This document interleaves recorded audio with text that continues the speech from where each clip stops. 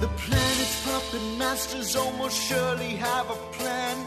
There's clearly maybe something there beyond the realm of man. And until you've thoroughly tested every last close-justed view, I find the more you think you know, the less you really do. That's true, Dr. Sayers. Very well. Where would we be without THC? 'Cause we know they're lying to us, just don't know to what degree.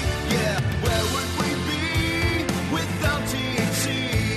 The Higherside Chat Show, Greg Carlwood and Company. How's it going, Higherside Chatters from sunny San Diego? I'm your humble host, Greg Carlwood, and I just wanted to say a couple of things before we do the deep dive into the topic of 5G and the biological effects of radio frequency radiation.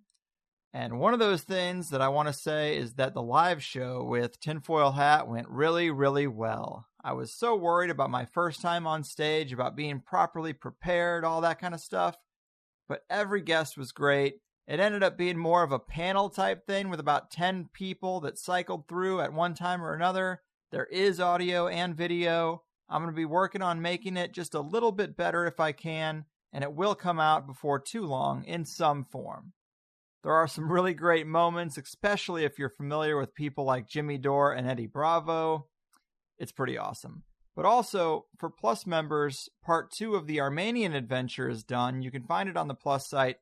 5 more sites from the Graham Hancock tour, including a buried pyramid, some ancient petroglyphs, and a dark priesthood guarding secret stone technology. It's a lot to take in.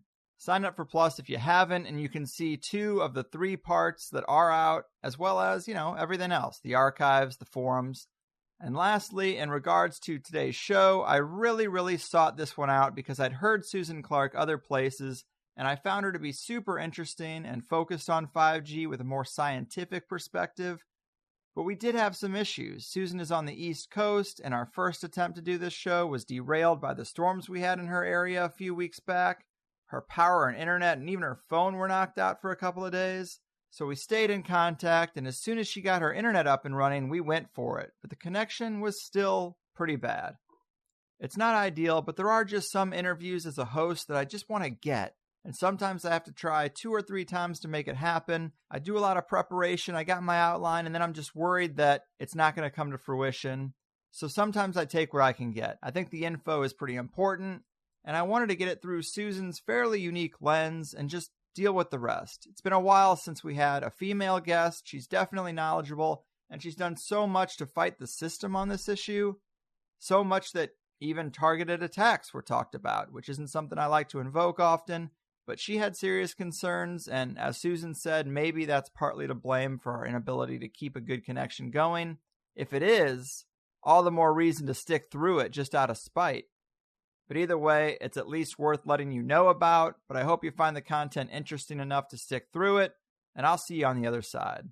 Here we go. 5G technology, radio frequency radiation, and the coming eco-genocide with Susan Clark. It's the Higherside Chats podcast, but you can call it THC. Always talking fringe ideas, digging up conspiracies. Stuff they don't want you to know, it's the stuff we want to see. That's live here on the higher side. It's the place for me, it's my favorite show, where the guests are great and my mind gets blown. The higher side. Raise your glass and toast to Carlwood, the host, on the Higherside Chat Show.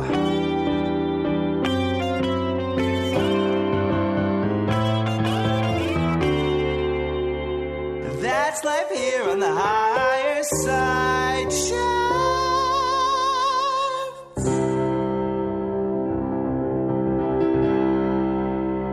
All right, Higherside Chatters, today we're going to talk about projects against the people and the complete control mechanisms that we seem to be subject to. Because when you look back at history, you can see all the warning signs we glossed over on the road to today. Corporations who made deadly concoctions like Agent Orange now dominate food science. Clear cases of weaponized weather like Project Popeye during Vietnam aren't even considered possible in the mainstream decades after the technology was already used. The Deep State Nexus carried out huge, wide-ranging mind control experiments of every conceivable nature, never to be held accountable or any of those groups dismantled. From television to smartphones and tablets, we've ignored the increasingly effective iterations of mind-altering electronic entertainment devices with very few questions about their safety. We've watched the regulatory agencies in every sector slowly swallowed up by the same ones they're meant to oversee, and people have demanded no accountability for clear and proven cases of secretive spraying on unsuspecting neighborhoods back to the 1950s. So when you look at this landscape, littered with red flags, is it any wonder that nefarious groups working on covert, subtle, and slow-rolling technology to control every facet of human existence are still doing what we've caught them doing decade after decade? Are you surprised that these people would continue to refine their technologies and keep their campaigns going? Are you at all worried about how 60-plus years of uninterrupted, unlimited funded experimentation and testing might be implemented in today's world?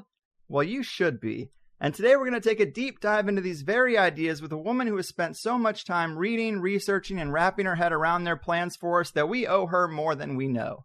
Her name is Susan Clark, and she spent a decade as a research assistant at the Harvard School of Public Health, where she was awarded a certificate in health and human rights, and she's been fighting for us ever since, even co-authoring Rhode Island's anti-geoengineering bill of 2017. A person who's fighting off the empire while the world scrolls Facebook. Susan Clark, welcome to the Higherside. Thank you so much for that beautiful intro. And I just want to say, yeah, I avoid Facebook like the plague. It's really important to get off of Facebook if you're on it. Right on. Cheers to that. And I am so happy I could get you here. And big thanks to Mike Williams of the Sage Aquay podcast, because I heard you on his show, reached out to him, and then he put us in contact. So I do have to give him a bit of a shout out. And then to get the ball rolling here, maybe we can start off with your background as a research assistant, because we've seen enough to know that if you dig, there are studies and whistleblowers and paper trails that tell us what we'd want to know when it comes to these weaponized science areas, but it's usually suppressed, and you have to really seek that information out. And it seems like you were actually paid to do that very thing, right? Well, I wasn't paid. I had to do it all on my own, volunteer. When I was a research assistant, I was doing particular things that happened to be actually for a study with regard to neurologic impairment. And I was working with people doing inhalation neurotoxicology before I was doing radiofrequency radiation bioeffects. But the fact that I was there and had access to the Countway Library, which is the library at the medical school at Harvard, meant that I had access literally to every study that had ever been published in this field in the entire world. And so I was digging all of these out thanks to my mentor's allowance of me to do this. So it was very powerful. I think it's important for people to know, first of all, if we're talking about radiofrequency radiation bioeffects, and we'll explain that a little bit better in a bit, there are close to 25,000 studies in this area. This is a very, very, very well-studied area, and for good reason, because of its weaponry potential. That's why governments and also private corporations have been funding research on this for decades, literally since 1927, as far as we know, and possibly, arguably, with some pulse modulation studies even long before that. So this is a field that has been studied for almost a century. And it's very well studied. Just to give you a sense of how many studies, 25,000 studies really is, my mentor was and is the world expert on lead bioeffects. And I asked him one time, how many studies are there on lead? And he said, well, there are fewer than 10,000. Now, if you go to any public health scientist or public health policy person in the U.S., and you say to them, what hazard are we really most sure is a hazard? Some of them will say tobacco smoke, by which they really mean cigarette smoking. But most of them will say lead. And that's because they know lead the best, and they think that lead is best studied. But in fact, there are more than twice as many studies of radiofrequency radiation bioeffects as there are of lead. Wow. And if you ask them, well, how are we that sure? They will tell you it's because of the number of studies. The number of studies is criterion, for whatever reason, in determining how sure we are that something is a hazard. So we are really, really sure that radiofrequency radiation is a hazard. Indeed, even the industry groups like IEEE, which is the Institute for Electrical and Electronic Engineers, call this a hazard. They call it a hazard themselves. I mean, they're the guys who, like, on their radiofrequency engineer, the RF engineer types, they get on top of buildings with antennas and put in new antennas or take out old ones and fix them and do things like that. So they really, really know that this is a hazard because some of their colleagues have been electrocuted up there. Wow. So, yeah, there's obviously a long paper trail here, and it seems like the biological effects of radio frequency radiation is a well-studied area. I guess, how dangerous is radio frequency and electric radiation? Does it take something as concentrated as 5G, which everybody's worried about? Does it take something to that level to do damage, or have electrical currents and radio waves been affecting us to some degree all along? That's a really good question, and I'm so glad you asked because it's profound, and it has to do with our natural biological electrochemistry, which in the Orient they call qi or qi, right? Mm-hmm. Chinese call it qi. Perhaps some listeners have studied some martial arts and are familiar with this concept of qi, of the body's own natural electrical energy. And for example, in Eastern philosophy of the human body existing between heaven and earth. In other words, there's an electrical current that comes down like lightning does and kind of takes us, if we're standing, it comes in through the head and moves down through the body at the speed of light and goes to ground, uses the body as a conduit. People talk about in martial arts as deriving energy from the earth's core, from the earth itself. There are people who are qi healers or energy healers. Qi is something that is electricity, but it's natural electricity. And the difference between, for example, the electromagnetism that comes from the sun in all wavelengths and frequencies, same thing, is vastly different than the unnatural electricity and electromagnetism that's generated by way of electrical grids, the so-called smart grid, which is really called the advanced metering infrastructure grid, and various devices, wireless devices, and their infrastructures. Huge, huge difference. One of the big differences is that, for example, with even 3G, 4G, as well as 5G, these are third generation, fourth generation, fifth generation wireless. These involve modulation of a wave. It's not just nice, pretty sine wave, analog wave, as comes in from the sun to a certain extent. This is chopped up wave. It's with spikes in it. These spikes are literally audible and visible if you use certain kinds of meters, certain measuring meters to look at this. So this is something that is produced, and the reason why these devices use pulse modulation, and some of them also use frequency modulation, which is FM, pulse modulation is PM, and some people are familiar with AM, which is amplitude modulation. Amplitude modulation is actually the general term, and pulse modulation is when the amplitude goes from nothing to everything, nothing to everything. Okay, so it's a form of amplitude modulation. Sorry to be so technical. No. In any case, okay. But it's that modulation of the wave that is so xenobiotic, so foreign to life, so highly unnatural, that it makes it utterly different from any radiation that is known to humankind. For example, Dr. Henry Lai, who's retired but was a researcher, a toxicology researcher at University of Washington in this field for his career. He says there's no radiation like this in the entire universe. Now that's a really strong statement, but he makes it because that's how vastly different this radiation is. This is not like radiation from the sun. And by the way, the specific wavelengths that we're usually talking about that are so hazardous are not just generally radiofrequency radiation, but they're specifically microwave radiation, which is a wavelength of anything from a meter, which is about 39 inches. Please use your hands and actually put them out at 39 inches right now, and then down to a millimeter, which is a tiny fraction of an inch, like less than a 16th of an inch. Right. Okay, so this size wavelength is in what I call the size of life. And here's the key point. As a wavelength approaches body part size, the absorption of that radiation increases exponentially. And not only that, it increases exponentially toward resonance. Resonance is where the body part becomes effectively an antenna. It's buzzing with it.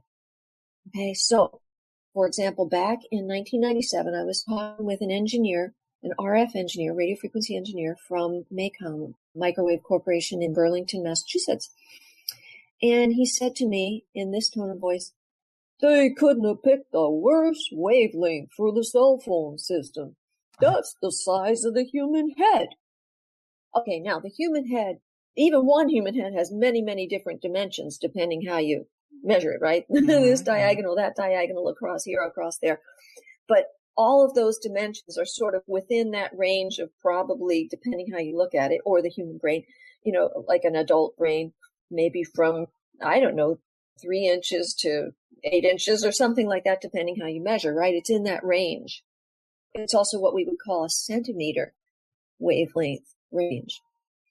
And children's brains and heads, of course, are of smaller dimensions yet, and babies' brains. So, fascinatingly, in the 1930s, the Russian scientists who were looking into radiofrequency radiation bioeffects thought, or they posited, that centimeter microwaves, or we could call them maybe in the US, inch wavelengths, in the range of some inches. The Russians believed that these wavelengths were the mechanism for psychic activity, for psychic intuitive activity, for mind reading and that sort of thing. It's a fascinating proposal. Right. If there is some sort of psychic capacity that is native to ourselves, or we could say perhaps a chi capacity, or even a spiritual capacity that is physically based in centimeter microwaves, then the worst thing we could possibly do, the most disempowering thing that could ever be done to us, would be to fill our atmosphere and our brains and our bodies with unnatural, xenobiotic, foreign to life centimeter microwaves that are pulse modulated and all chopped up, and that are going to chop up in turn and mess up our own natural native electricity and chi. That is so interesting, because I've had previous guests who talk about kind of the history of the deep state and some of these installations they've used, and they've talked about the fact that they've gone to like nuclear test facilities or nuclear silos, old silos, and actually use those for some experiments because they have a kind of a natural Faraday cage around them. They're built to block out some of those radiations. So that would be perfect for those types of psychic experiments, back in the 50s and 60s. So, I mean, that seems to just be another little dot that connects. But yeah, these radiation signals being bathed in them probably is not good for even knowing the full range of what we're capable of mentally.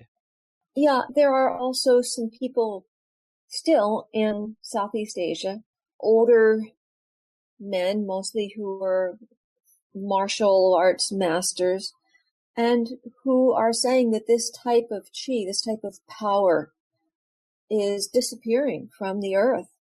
Well, why is it disappearing? It's because there's too much of this unnatural radiation that's interfering with it on the surface of Earth. And I want to say one other thing too. This size of life, microwave radiation, from a meter down to a millimeter, or a little less than a millimeter. This size of life radiation, in its natural form, from cosmic sources, from the sun and stars, almost none of it reaches Earth because it's so easily absorbable by water and OH negative molecules in the atmosphere. So it's very difficult for waves of this size even to get down to Earth.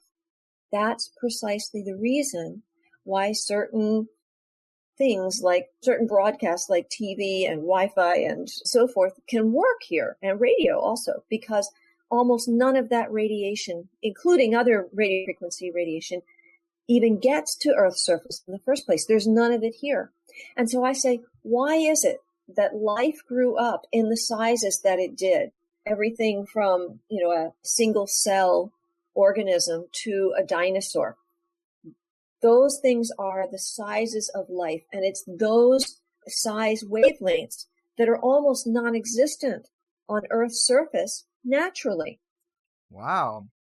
Seems to connect to so many different areas. And we're talking about how bad this general radio frequency radiation is for biological life. And now there's a lot of talk about 5G in particular. And 5G is a completely different beast, right? I mean, it's a broader spectrum than we've ever seen. Even if the older stuff was damaging, this is kind of a next level situation, right? Well, it's not just next level. It goes beyond everything that has ever been done in all of human history combined. Wow. See, there are various factors that contribute to bioeffects. One of them, as I'm stating to you, is wavelength. As you have a wavelength that approaches a body part size, especially a very important body part like brain, heart, lungs, kidneys, liver, testes, important body parts, right? As you have a wavelength that approaches those body part sizes, then you have increased absorption, exponentially increased absorptions. You have much more absorption. And remember how I said that this radiation is naturally absorbed by water molecules, right? Right. And our bodies are almost entirely moisture. Yeah. So our bodies are like the ultimate sponges for this radiation. So when it's generally sprayed, if you will, into our atmosphere by way of infrastructure, cell towers and antennas that are all over the place, we are walking around absorbing this. And guess what? Well, as we absorb it, it's not being used for any of its purported purposes, is it? Because what happens to most of this radiation is that living beings absorb it. Not for devices. It's less than 1%. With all the devices that are out there, less than 1% is ever used for a device. The rest of it is all absorbed by our bodies. So really, what is it purposed to do? And I want to go back actually to answer an earlier question that I didn't address adequately, because you were talking also about electricity, like unnatural electricity, like grid electricity. Right. And you can just imagine these engineers back around 1920 who are just thinking, how are we going to deliver electricity to all of these houses in Europe and in the U.S.? And their conception at the time was, well, we'll have like a power company here. I should really say electricity company. We'll have some sort of generation place here, and we'll send it out over wires, and it will come back. The circuit will complete itself, and it will, but will go out over miles and miles and miles and miles of territory. So they had to set up many, many, many poles and wires endlessly, right, to make this grid. And I actually have friends who remember when the electricity first went on, and you could see which houses along the block had it because they would have lights on at night. Now, by the way, what does light on at night do to human beings? Well, not just light, but all radiofrequency radiation suppresses our very important hormone called melatonin. Melatonin is a free radical scavenger. That means it cleanses our bodies overnight. It's what gives us a good night's rest overnight, and then it allows us to feel energetic. It allows us to be productive and have good cognition and to be able to think clearly and effectively and efficiently the next day. So melatonin is super, super important. And when our bodies don't generate enough of it overnight, then we're tired, fatigued. Also, we're more attention deficit and hyperactive the next day because we kind of have to keep ourselves hyper in order to keep going. And some people, as you know, most people, it's unfortunate, will do caffeine in the morning to counter the effect of not having enough melatonin naturally the night before. So what's impeding our melatonin? It's all of this radiofrequency radiation, particularly microwave radiation in our atmosphere that's unnatural. So anyway, I did want to return to one other thing though. So back in the 1920s, imagine all these engineers setting this system out. I mean, today we would call it bad engineering. This is crazy. You have an electric company here, and you're sending this out for like miles and miles, tens of miles, 100 miles. You're going to send that electricity out. You're going to lose a lot along the way. And then it's just crazy. Mm-hmm. Why don't you just have a particular type of energy generation right on that house? or I should say electrical generation, if that's what the house should have, right? Solar panels, wind, water, whatever it is that you want to do.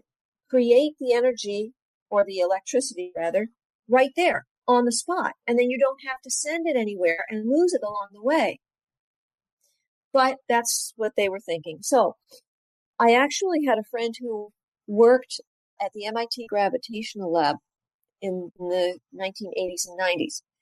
And he told me in 1992, I believe it was, that his colleagues had told him there at the Gravitational Lab that back in the early 20s, people were trying to figure out whether they should use 50 hertz, 50 cycles per second for the electrical system, as was being used in Europe and still used there, or whether to use 60 hertz. And initially there was some 50 hertz in the US. They switched to 60 hertz because in the experiments that are never published, they found that 60 hertz was more efficient at killing people more quickly. And they wanted to be able to use it for capital punishment. Man. So I guess for some people who might be listening to this, they might say, well, I've had a cell phone for almost 10 years, or I've lived near power lines my whole life, or I've got a Wi-Fi router right in my room and I feel fine. How do people know they're being damaged, or they might not notice it immediately? Right. Well, of course, because the radiation generally in people's lives has encroached very gradually, most times, not always, there is a general psychological adjustment to the kinds of symptoms that start to come on. And of course, people refer to, what do they call it? Senior moments. What are senior moments? I mean, that's cognitive impairment. And that cognitive impairment is probably influenced by the pulse-modulated microwave radiation all around you. Or if you're not sleeping as well, or if you need to use caffeine in the morning to get going. All of these things are indications that your body is not working like it should. And then, of course, people just attribute it to, well, I'm just getting older.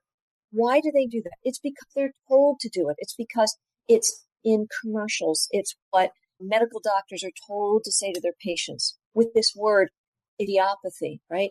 Something is idiopathic. What does idiopathic mean? Idio is self, and pathic or pathology is something bad is going on, right? So something bad that's going on is blamed upon the self. It's just yourself. You are just wrong.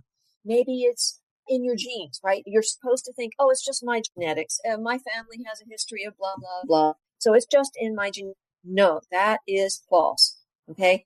And there are a number of us who watched how this movement occurred in the 1990s, early 90s, to switch over from, there are exogenous or external reasons, things generating harm upon the body by way of various xenobiotic, foreign to life causes that are outside of oneself.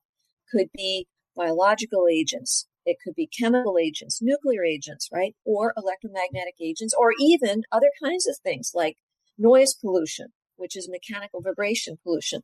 Many, many different things that are outside of you, my dear listener, are affecting you, and you don't even know what they are, and you can't attribute them properly, in part because some of them are invisible and inaudible and impalpable. And where they are so invisible, of course, that's what perfect weapon. So here, for example, in 2010, Bill Gates gave a TED Talk. You can look it up on YouTube, in which he laid out what he called the problem of human overpopulation. And he said, by a certain year, we're going to be at such and such billion, and this is a terrible problem, and we need to solve this. We need to bring down human population. And he said, but I have hope that we can bring down human population by 15% for 4 reasons. Now, the 4 reasons that he gave were vaccines. Right. Oh, that will bring down population? Sure does. Absolutely. Just check out the ingredients in vaccines. They're not anything you'd ever put in your mouth, so why would you have it shot into your bloodstream? Okay. He says the new healthcare legislation in the U.S., by which he meant Obamacare. Why would that be? Possibly the rationing, starting in ages 70s and above, or could it be something else? He said human reproductive care. Now that can mean everything from, for example, consent, abortion, to other kinds of contraception, to forced sterilizations, such as happened in the Philippines and elsewhere around the world, which is very, very contrary to human rights law. And the fourth thing he said was, and it was fascinating, he didn't use the word, okay, because back at that time, nobody was supposed to use the word. He said, quote, the new programs to control global warming, unquote. What are those new programs? They're geoengineering programs. There are things that involve the change of weather, the change even of potentially climate, the intentional change of these things. So geoengineering was his fourth on the list. I believe personally that the influx, the huge influx by just trillions of times higher levels of radio frequency radiation in Earth's atmosphere are part of a greater geoengineering program to bring down human population. Now, Bill Gates is not the only one speaking of this. He's part of a larger group called the Good Group, which was led by David Rockefeller, who supposedly died recently. And this group of double-digit billionaires are appointed to figure out ways to bring down human population. The thing is, if someone were, for example, to be able to, and I hate to put it this way, but kill off a number of people in a very poor, very overpopulated area of the world, arguably something like, say, Calcutta or Uganda or something, people say overpopulated. I don't like to use that word because it means killing innocent people. Right. Is what it ultimately results in, right? So I hesitate even to articulate it in their way. But if someone were to have a program like that, what happens when such people die? There's not a whole lot of money that comes from out of those people. They don't leave much behind when they die. What happens, however, when the same number of, let's say, middle-class Americans die? You've got a lot more assets, property, land, real estate. You've got all sorts of other assets that can be tapped into, even if estate planning is all in place. And so it's a lot more lucrative to get rid of that many middle-class Americans or Europeans, for example, or Chinese or whatever, than it is to go after the poor. I mean, it's a horrible thing. It's a horrible way to think.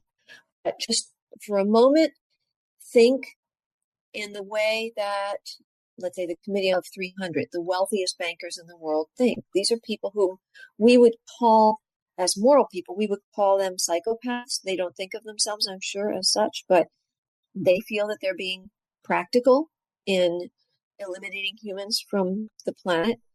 But I think most of us would realize that every human who is here has value, and we need to tap into that value and not presume that someone is just an extra or unworthy of being here. We all have a right to be here. We all have a right to our bodily security. That's Article 3 of the Declaration of Human Rights, the International Declaration. That's a legally conferred right, but of course we all feel that right internally as an inherent right as well. Well said. And you're right. It is important to see the world the way the elites see it, to wrap our heads around what's going on from their perspective. And, you know, you were talking about cell phones and things of the past, things we've already dealt with. And I've got a friend whose father is retiring from the medical community, and apparently he gets together with his other retired doctor friends, and they all talk about how they're getting out of the field right when they're seeing this increase in brain cancer and people coming in with brain tumors, and they're all sitting around having drinks like, yep, these cell phones, you know, that's the next thing everybody's going to really be aware of, has been damaging them for a long time. And then sure enough, you also sent me something that talks about the $25 million national toxicology program that was put in place to study radio frequency radiation and cell phones, and that it causes cancer. And they said, yeah, it absolutely can cause cancer. And that was only when we had 2G. So that was several generations ago, and the frequency has increased, the wavelengths have increased. And You think, we're not going to have the same problems exacerbated? Right. Well, the thing is, cancer has been known for decades as an outcome of radiofrequency radiation exposure. So it's no surprise, and in a sense, we didn't need National Toxicology Program to, a start from scratch study. But I mean, the fact that they're doing it, I feel very, very sorry for the mice or rats. I think it's rats that are involved because they're suffering terribly. And I think we need to listen to the suffering of others, even if they are others that are different from us, and even if they are others that we don't identify with well, or whom we've been taught to hate or despise. We need to listen to their suffering, because that's the key to turning this whole program around. We need to listen to the suffering, pay attention, saying, no, we don't want suffering. See, it's not just a matter of life and death. What comes in between is suffering. I think, I'm not a Buddhist, but I really like the fact that the very first line of their spiritual book is life is suffering. But does it have to be? Can we undo that suffering? Can we prevent and avert suffering and alleviate suffering? That's where our moral responsibility is. And when we start undoing that, unraveling the suffering, then we come to a position of life. Mm-hmm. That's our opportunity. I agree. So I want to say also, with regard to this electromagnetic spectrum, we should think of it as something absolutely gorgeous and beautiful. And we tend to only think of this tiny, tiny little portion of the spectrum that we can see, the visible light portion. Roy G. Biv, right? Red, orange, yellow, green, blue, violet. We think of that as visual beauty, right? But people who have died and then been resuscitated, if they have had experiences on that other side or in that state without a body, or whatever it is, they often report seeing different colors than they had ever seen before. And that's how we can consider the rest of this electromagnetic spectrum. It should be absolutely gorgeous. Beyond violet, we have UVA, ultraviolet A, ultraviolet B. We have alpha, beta, gamma rays. We've got the X-rays. We've got cosmic rays, all on that side. And that's what they call sometimes the ionizing radiation portion of the spectrum. Now, the other side of visible light, starting from red, then we have infrared. And infrared is a huge spectrum, far, far larger than the tiny bit of light that we're able to see with our eyes. And just beyond that is microwave radiation. And then we have other kinds of radiofrequency radiation. A lot of people are very familiar with UHF and VHF, ultra high frequency and very high frequency, because those are the wavelengths that are used for TV. And UHF also is used for cell phones. And then beyond that, we have super high frequency and extreme high frequency. So this is where we're starting to get into some of the frequencies or wavelengths for 5G. Okay, so let me tell you about 5G now, because as I said, it's unprecedented. It's beyond anything that has ever, in a horrific way, beyond anything that has ever happened on the surface of this earth. 5G involves 15 different wavelengths. One of them is a 20-inch wavelength, approximately. It's about 600 megahertz. So if you put your hands, please, at a approximately 20-inch distance, and keep in mind what I said before about how, as a wavelength approaches body part size, that absorption in that body part increases exponentially. So imagine a body in which that 20-inch wave would be just perfectly absorbed, perhaps in a child who is 20 inches tall, baby who is 20 inches tall, right? And then imagine how deeply that 20-inch wave penetrates our bodies. And we're talking here in orders of magnitude. So anything that's 2 times this, or 3 times, or 4 times the 20 inches, or half, or a quarter, or an eighth, or so forth. These are the realms of resonances for that 20-inch wave. Okay, beyond that, then there are 4 different wavelengths of 2 to 4 inches. Guess what organs those 2 to 4 inch waves target? Brain, heart, lungs, liver, kidneys, thymus, thyroid, genitalia. The most critical organs in our bodies, and not just in our bodies, in animal bodies, of course, and in plant bodies, 2 to 4 inches. Critical wavelengths. And that is the realm, by the way, or a little bigger than that, of Wi-Fi and the microwave oven. targeting our organs. Okay, and then beyond that, there are 10 more wavelengths from about a ½ inch down to about 1/10 of an inch. These are called millimeter microwaves. Now, millimeter microwaves are so tiny that they're just absorbed so easily by the environment. I mean, they can't travel very far at all, especially not on, say, a rainy day or even with a little humidity in the atmosphere, right? You start to get some snow somewhere or you're not going to get transmission. And yet, get this, the purveyors of 5G are boasting, oh, we're going to do online surgery from a distance, right? One guy's working on a computer in one location and across the country. The surgery's happening by way of the knives somewhere else. And they think that somehow they're going to use 5G with a 20-inch wave and then, 2 to 4 inch waves. No, those waves don't travel that. I mean, these are waves that are very seriously and easily impeded by humidity in the atmosphere. It's not going to work. Indeed, the large Russian telecom called MTS rejected 5G entirely, saying it doesn't work. And even people within the industry in the US say it doesn't work. It can't work. It's dysfunctional. So the whole thing, first of all, is a myth. It's a lie. It's fraud. It's not going to work. So if it's not going to work really for communications, what does it work for? Right. What's the real agenda there? It works for harming people. Mm-hmm. It works for impairing their thinking, their cognition, their capacity to be calm and blissful and happy. It causes them to be more agitated, to not be able to think clearly or rationally, to be ultimately violent, to have ADD, ADHD, and then to have heart problems and immune problems and cancer. Right. That's what 5G is effective at doing.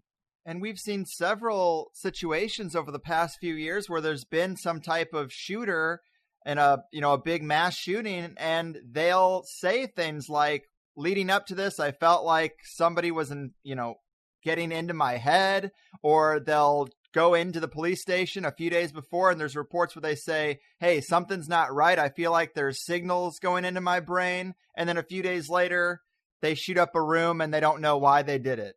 And I mean, these could be test cases for this type of technological rollout. And actually, I've heard you say that in the public health science papers, you actually see words like harvest right there in the literature. And that should be a real clue to the motivations.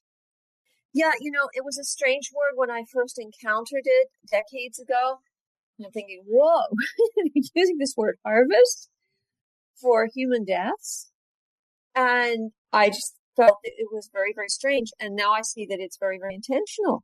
The intention is to do a harvest. And I encourage everyone, by the way, in this line of thinking, to look at various videos of Hurricane Harvey in particular, where you can see that people were harvested. I have to tell you something right now that seems unrelated, but I think it is. It will bring the point home.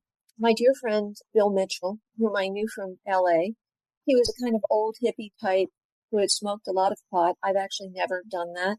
And he got a pulmonary disease, right? Obstructive pulmonary disease, and had to move to Northern California to live with his family there because of this breathing problem, which caused him, by the way, ironically, to warn everyone never to smoke pot. Anyway, so one day he was out salmon fishing on a river out there in Northern California, and there was another guy salmon fishing and brought their fish in, and that evening they were just talking, sitting around the campfire, and the other guy was from Louisiana. And the guy from Louisiana started telling my friend Bill, oh, yeah, he boasted thus. He said, and Katrina, we killed over 10,000 black people. Jeez. And Bill said, no, you couldn't have done that. And this guy said, oh, yeah, we did. He said, no, you couldn't have done it. Yes, I did, And Bill said, no, there's no way you can hide that many bodies. He said, sure there is. We dumped them in Lake Poinciana, something like that. And Bill said, no, the bodies would float. You'd see them. And he said, no. We took those bodies. We cut them up in the fish cutting machines on the boats. and dumped them in for the alligators to eat. What? Wow. Now, at that time, Congresswoman Cynthia McKinney was calling for a congressional investigation of the fact that over 5,000 Black Americans were reported missing after Katrina. This is a very large number of people to be reported missing. Okay? And so, of course, Congress did nothing. Now, I sometimes am skeptical, but I want to be a rational scientist and a rational human being. I want to think clearly and not just believe what I want to believe, right? We have in academic philosophy, we have this word called akrasia, a Greek word that it's kind of like wishful thinking, or when you believe, you're led to believe the things that you kind of are inclined or want to believe. All right. So I have a heavy resistance to believing things that are discomfortable and that just feel good. And we should always ask ourselves as a discipline, am I believing this because I kind of want to, because it feels good, or am I believing this because I really ought to? Right. Okay. Let's keep our beliefs as clear and as rational as we can, because truth is the greatest place of safety. It's the only place of safety. Please let me say that again. Please. Truth is the only place of even marginal safety. Mm-hmm. Okay. So we need to be very disciplined in our thinking and not fall prey to akrasia. In any case, so I inquired, I met up with another man from Louisiana, a white man, and I said to him, I've heard this story. Have you heard anything like this from out of Louisiana? And he said, oh, everybody in Louisiana knows about that. Now, obviously, there are a lot of people in Louisiana. Maybe not everybody knows about it, but there certainly would have been more than 2 people working on those fishing boats if this really happened. And of course, it may not be the only way that people die.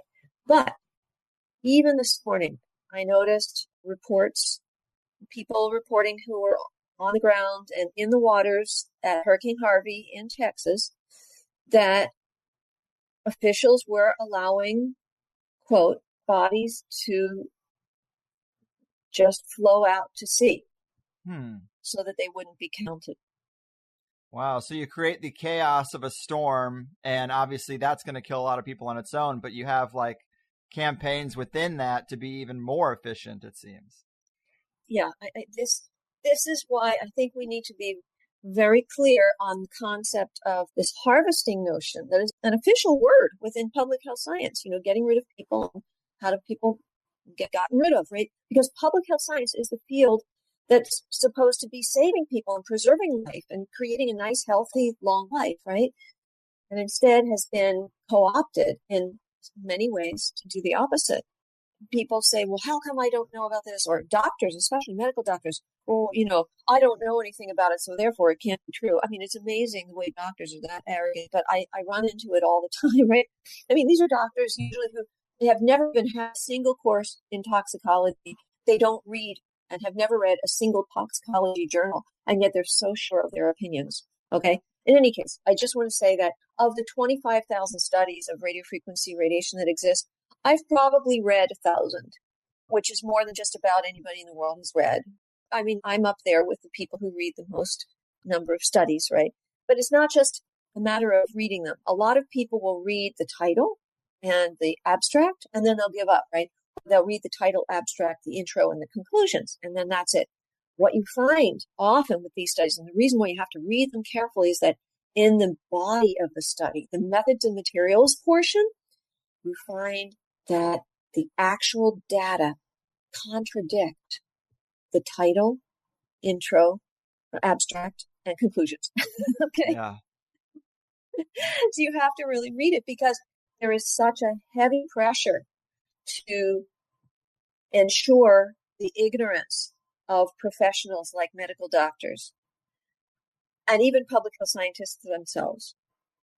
And I'll illustrate that with just one thing.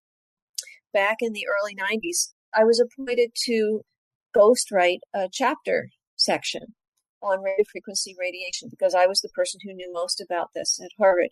And so I was going ahead, I was writing, I still have what I was writing at the time. And I called the editor of the journal, who lived in Newton, Massachusetts. I called him at his home because I had a question. And he kind of cut me off and he said, well, we've decided that we can't really do this. The whole article has to only fit on like 1 inch on the page. 1 inch of text for what at that time was 20,000 studies. Wow. And yet they would have a whole chapter in that particular textbook, which happens to be one of the 2 textbooks used by Harvard to train medical doctors to become public health scientists. They had like an entire chapter on just stress. And so why then do people feel like, well, if I don't feel bad, it's because of stress? And then they mix stress with stressors. And stressors could be anything, exogenous agents, internal agents. So they just mess up the language. So no one understands what the terms even mean, right? Mm-hmm. Or they call radiofrequency radiation potentially a stressor. Okay, if it's a stressor, then the person is stressed. And it's the stress that's hurting them physically. No, it's not how it works. The radiofrequency radiation directly, primarily affects the body at every level, at the whole body level, at the organ level, at the cellular level, at the molecular level. Mm. Right. And I've heard you use the term eco-genocide. I mean, that is a great term to describe the full spectrum attack on vegetable, animal, human, like the entire planet is affected by this. It's like creating an entirely different environment than what's natural. Exactly. And I think that part of the crux of that is where you see that people who do farming, whether at the yard farming or small farming level or at the large level, are having a really difficult time of it because there are complete unpredictable storms or other weather types that are just completely unnatural, that are actually human caused, directly caused, intentionally caused by way of geoengineering, by the way, not just the so-called vague climate change you could never bring into court of law because you can't have any proof. There is no proof, there is no substance, right? And the data points disagree, okay? Mm-hmm. They conflict. But this human-generated or military-generated, I should say, stuff called geoengineering. But you ask the farmers, and, they can't grow like they used to grow, or they're being stopped by some law or regulation that disallows them from doing what they've been doing for 100 years. Or a homeowners association decides that people can't grow tomatoes in their backyard. It's just nuts. It's crazy stuff. And there are so many attacks on the capacity to grow food that then we look at the larger picture and we see how geoengineering involves, for example, the releases of sulfur dioxide. Well, sulfur dioxide is very, very harmful to breathe. It's very harmful for animals, for plants. And also aluminum, right? Aluminum in the chaff sometimes, chaff is fiberglass coated aluminum particulates, usually nanoparticulates. And sometimes paper, nanopaper or micropaper is attached to that so that it will stay afloat in the air longer. So we have this aluminum and fiberglass and potentially paper also coated particulates falling to ground, and we're breathing these things.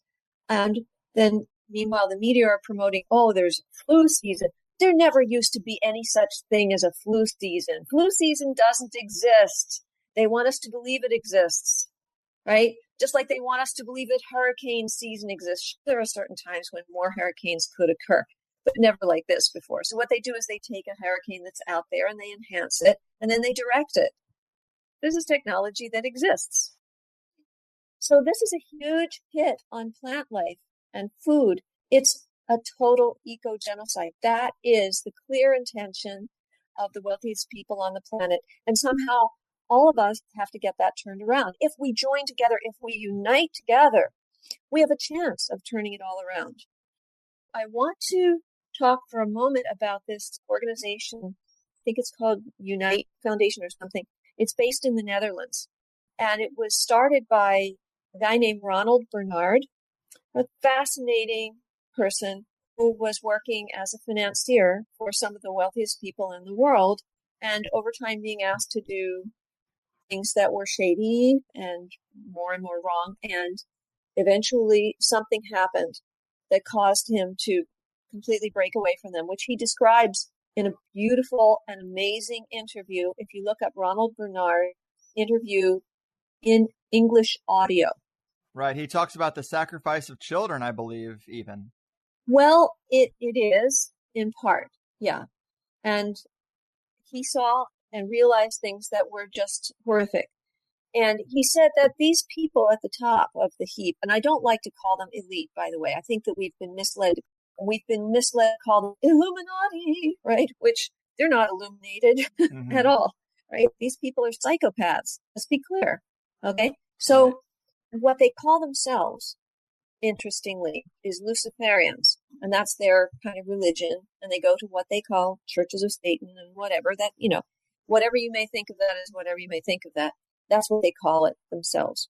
And they do these rituals. And those rituals involve some sacrifice of animals and humans. In any case, he broke away. They started torturing him. He almost died. He had something of what we might call a near-death experience and came back, was resuscitated. He literally saw the doctors working on him and came back. It took him a long, long time to recover. But now he is saying that we all, as humans, this is an all-out attack on all life, on people, on animals, plants, the environment. We need to all unite. And so what do the billionaires and trillionaires of the world try to do? They try to separate us. They try to create fictional scenarios that would divide and conquer us. We can't fall for that stuff. So here's how we don't fall for it. Everyone who's listening to me, please, if you haven't stopped watching TV yet, stop now. Please put your TV in some place where you cannot access it, where nobody in your family can access it. Storage locker, a garage, give it away, sell it, something. Do anything to stop watching TV. It's super important. The reason is you can't simply filter out things that might be false or misleading or that might put you in a mood that you shouldn't be in naturally. The level of mind control of TV is too deep, too well honed for any human to be able to take control over it. You can simply say to yourself, well, I don't believe this in the news because that's watching the so-called news at all, you're getting brainwashed. And worse, you're being distracted. See, you're being sucked up into things like, oh, a storm is coming. And you're all sucked up into that storm that might not even be in your own area, right? Right.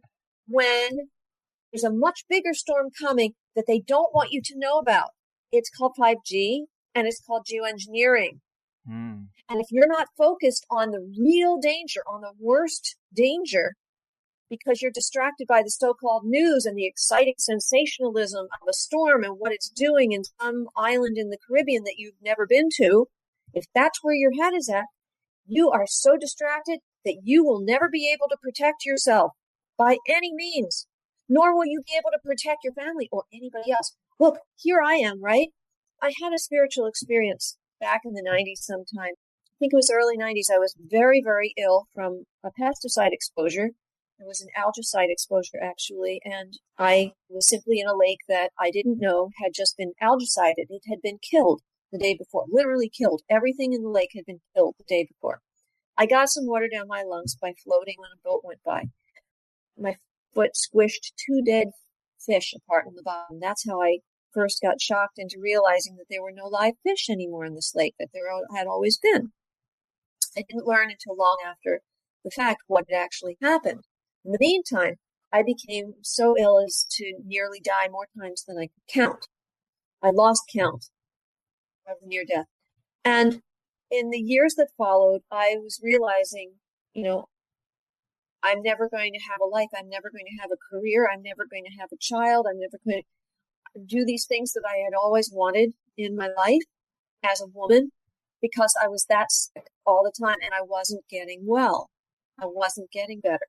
I can tell you in a moment how I did get better. Yeah. But just for this moment, here I was realizing as a young person that I was never going to do this or that. I mean, and a lot of people go through this, like people who are in their teens and 20s and they have a vaccine and it ruins their life. And they have to realize at that age that suddenly their life is over. Is that effectively, all that they had worked for, through school and for everything they had done, everything they had prepared for is now gone. All their hopes are gone. That's how I felt. So it was a very difficult and depressing time. And as I was thinking about these things, it was as if the Great Spirit or Holy Spirit or whatever you want to call it, in Native American philosophy, we call it Great Spirit. I'm part Native American. Told me, if you will, if you don't mind my putting it this way. Sure. All the people in the world are your children. And I cried because here I had been worried about not having even, one child of my own. And Great Spirit told me, I have billions of children. I don't have anything to worry about. Powerful message. Can we all embrace each other as each other's children and mothers and fathers and sisters and brothers? We really all are one at base. Please don't just take care of yourself. Please don't just take care of your family. Don't just take care of your community.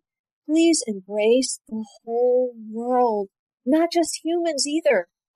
Embrace the animals. And that means even the rats and the mice that are being sacrificed or ritually tortured for these scientific experiments that actually are completely unnecessary because we already knew, number one, we already had all the evidence to know that radiofrequency microwave radiation, especially when modulated, causes cancer. That was already done. Okay. That was in the scientific literature. We already had that.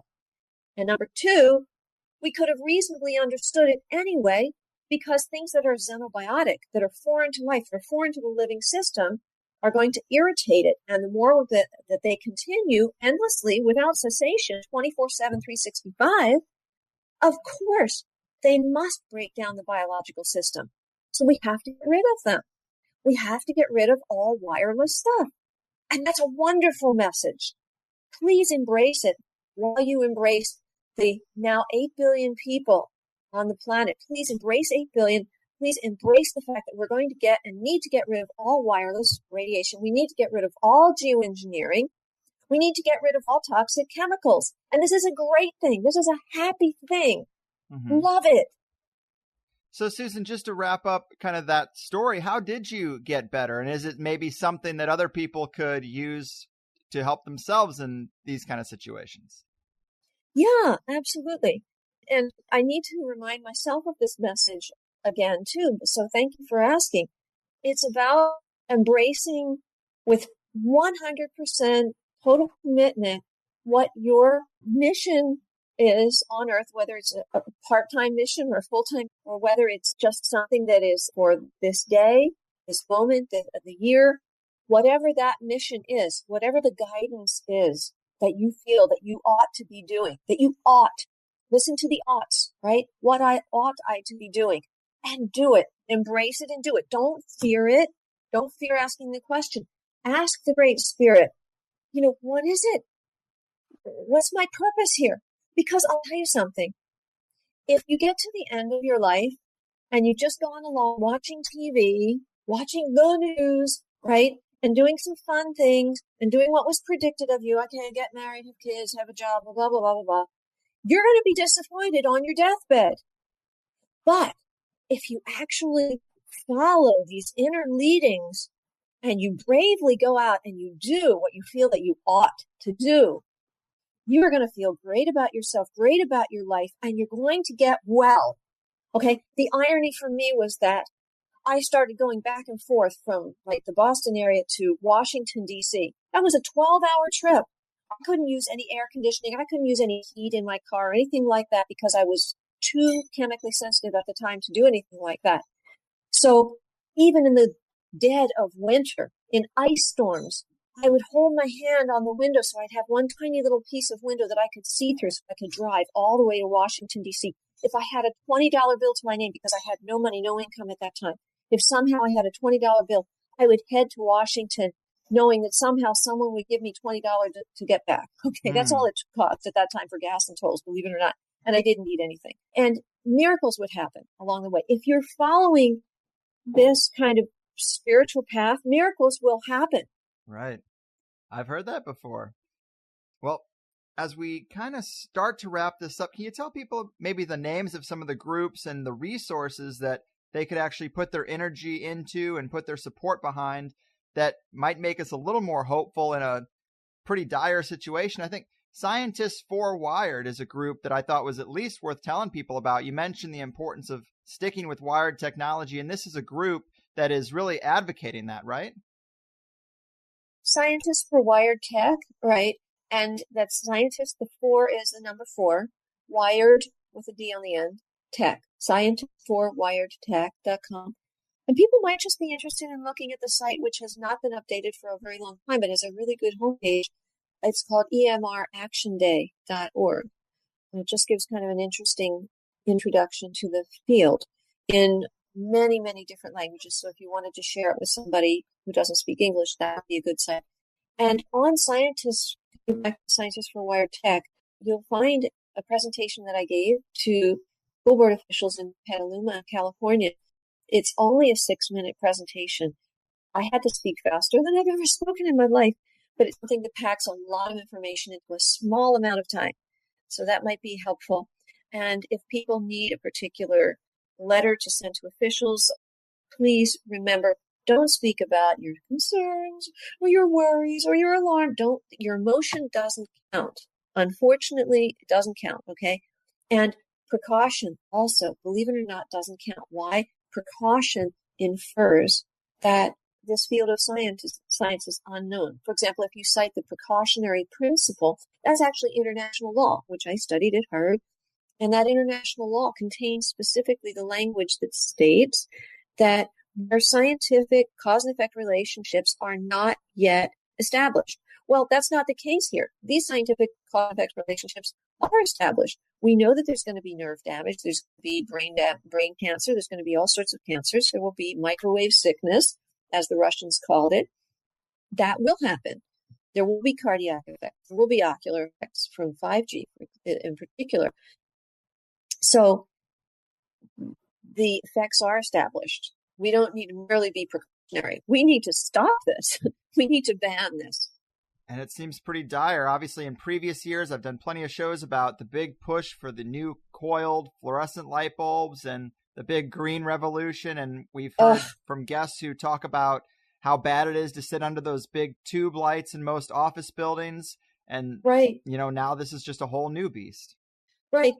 Always question what people are from the new Earth Day organization now say, because they've all been carried over into this realm that is mere greenwashing. And it's really fraudulent, to say that wireless devices are a good technology. No, it's the worst. I mean, there are actually researchers who say that wireless radiation in the atmosphere is a worse pollutant than all of the chemicals that are currently polluting the earth. I mean, that's a very, very strong statement. And there are people who make that statement, very, prominent researchers who say that. So this is a very powerful pollutant. We need to get rid of all pollutants from our Mother Earth. And it is not our Mother Earth who is creating these horrific storms that are causing people suffering. That's not Mother Earth. And they're not a so-called act of God, as the insurance companies call them. These are acts of human beings who are extremely wealthy and who want to get rid of a lot of people quickly. Mm-hmm. And we can stop them, and we need to stop them. Amen. Well, Susan, this has been super enlightening, also a little bit depressing.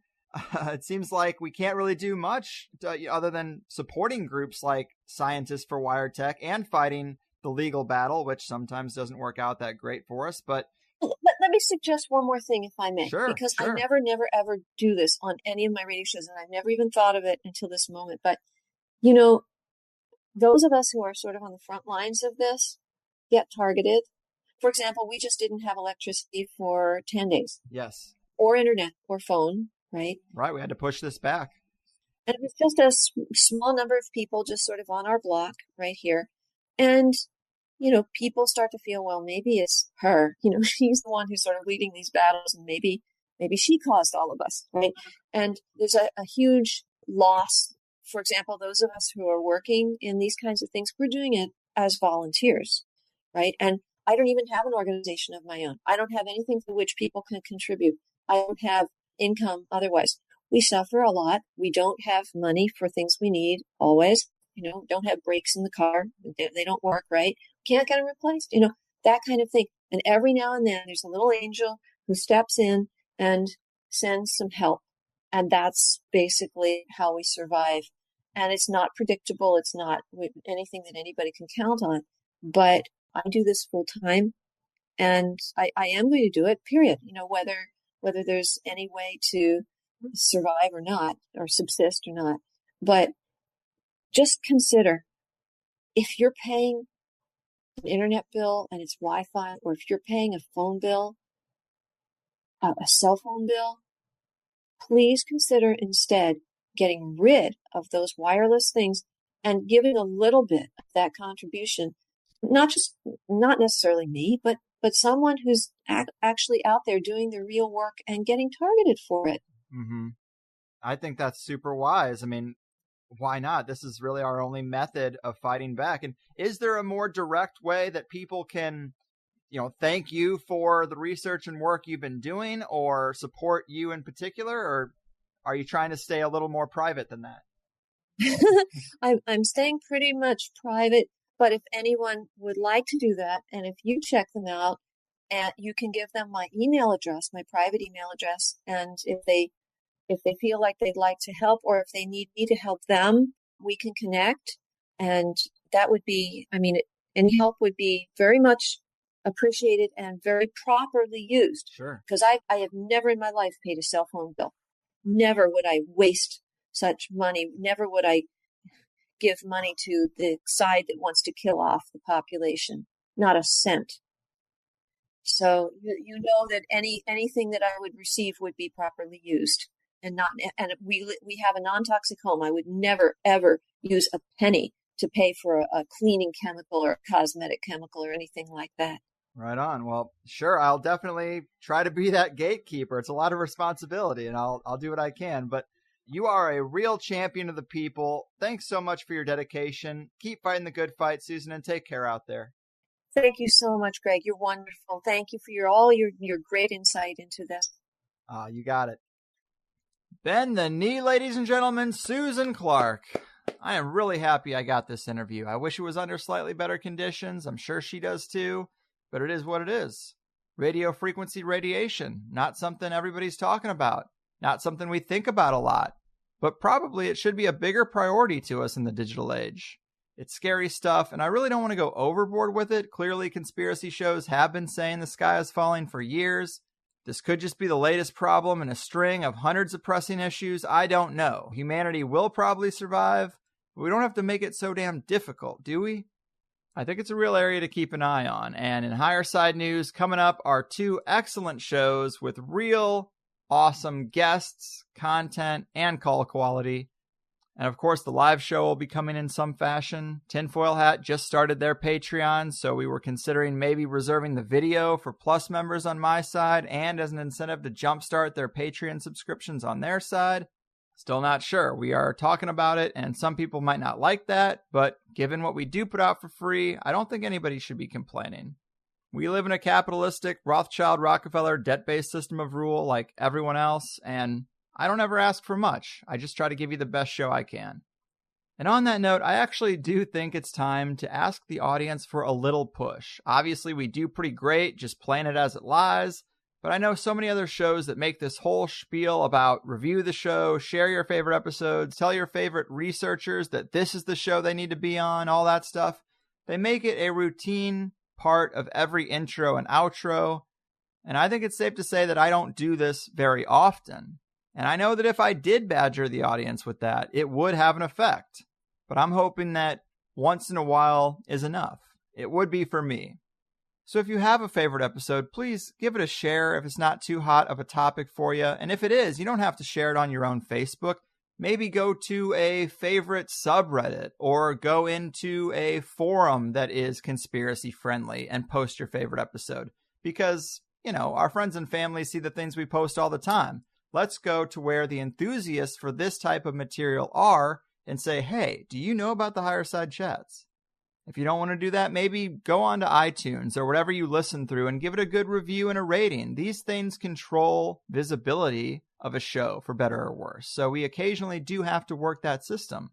if you really got time to kill. Also things like if you have a favorite quote from the Higherside Chats lately, maybe make a meme of it to share. Or if you read a THC-themed article, post it on the subreddit for the show and keep that alive and active, whatever you might be willing to do.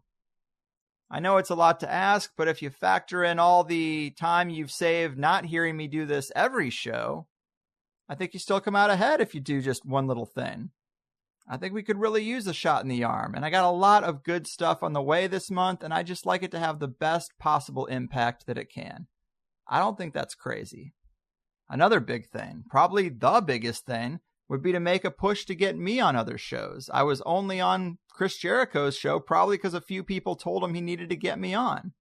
I've gotten on some pretty big terrestrial radio programs, some Sirius XM shows, and all that is because people wrote those shows and said, look, you got to get this Greg Carlwood guy on. He knows about all kinds of crazy stuff. From Atlantis to Zeta Reticuli, this is your guy. That stuff matters, and those interviews actually have a huge impact, probably more than anything. So if you have a show that you think would be at all open to a humble stoner conspiracy enthusiast as a guest that has a decent audience, put in a good word for me. I really just am looking to kill it in the last couple months of the year. I've been a little bit lazy, and I'm trying to kick off the house slippers and put on those work boots, guys. And now that I'm through the stress and anxiety of the first live show and have a few episodes recorded, I'm back to a full focus on getting them released, so that's good news. And to touch on today's show a bit more, it does seem like there's a dark synergy between several of the nefarious campaigns we see out there, geoengineering, 5G, and CERN. I do think reality is being messed with in a big way. I just have a hard time conceptualizing what success looks like for the elite. Will we be in an unrecognizable world one day? Will mass portals open up that are unavoidably obvious to everyone? Like, how epic or how subtle is this in the end? Lots of questions, some of which we did get to in the plus half of this show. Things like the new smart cell towers and why they're different than what we've had before, who's to blame, who to hold accountable, the Committee of 300. We also talked briefly about the Power Pyramid secret Caribbean island compound, the political pushback on geoengineering and 5G, the cut the cable cord cutters movement and how that kind of serves this agenda. I hate the cable companies too, but we actually should think about possible manipulation there. And then we talked about selective targeted attacks that can be done with 5G technology, Susan's counterpoints to Dr. Judy Wood, and of course our compromised academia. All interesting threads. I personally still put a lot of support behind Judy Wood. I think there are aspects of the towers falling that controlled demolition does not answer. The spire that just turns into dust, the water wall that surrounds the World Trade Center complex not being damaged, the complete lack of seismic impact data when tons of steel were supposedly crashing into the ground, and the hurricane that was off the East Coast at the time that she shows reports of and how that storm acted weird because of this exotic weaponry. Now the rest of it, the molten steel bubbling for days or weeks, the odd holes and effects on the material, I can't say that that's not nanothermite. But again, I think they flood us with these different theories to break us apart and lose focus of who's really to blame because we're arguing about the size and shape of their weapon. Just my 2 cents. I always like to let a guest make their case, but in the wrap-up, I sometimes have to tell you how I feel, and this is just one of those times. Anyway, of course, the best way to support THC is just to become a Plus member. It's $5 a month, 5 extra hours of shows, and to see some hosts who are basically household names in this field talking about, oh, it's so expensive to run a show, and we can't keep doing this unless we get more support. Sometimes I just don't get it, because with their book sales, their general fame, and everything else, some people are still playing the desperation game. I think that's bullshit a lot of the time. I just want to be honest with you and say, sign up if you like the show.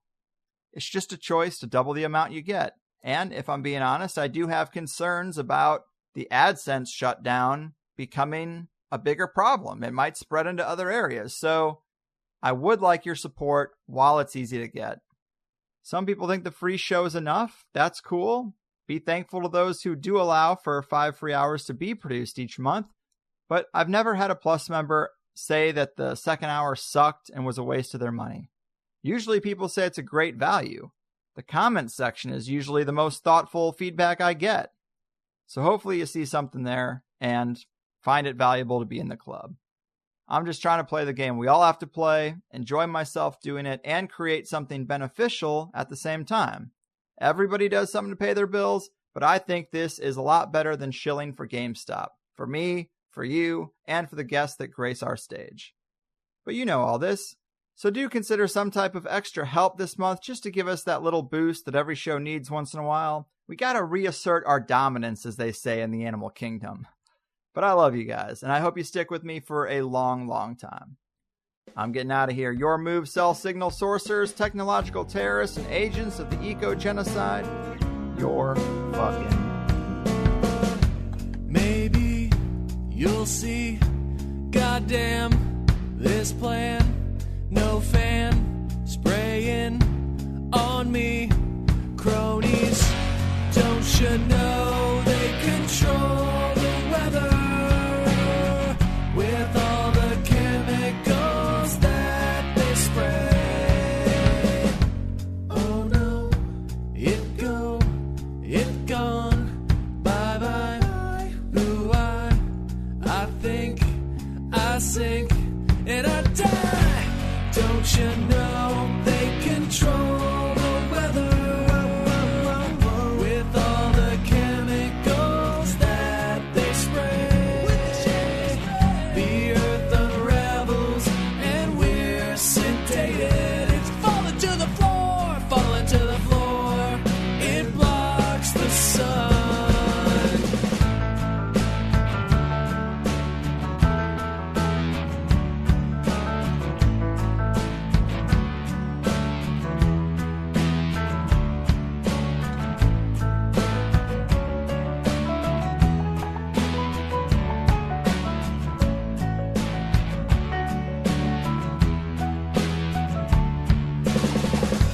Don't you know they control the weather with a big old harp array? The earth unravels and we're sedated. It's falling to the floor, falling to the floor. It blocks the sun. Don't you know they control the weather with the chemicals that they spray? The earth unravels and we're sedated. It's falling to the floor, falling to the floor. It blocks the sun.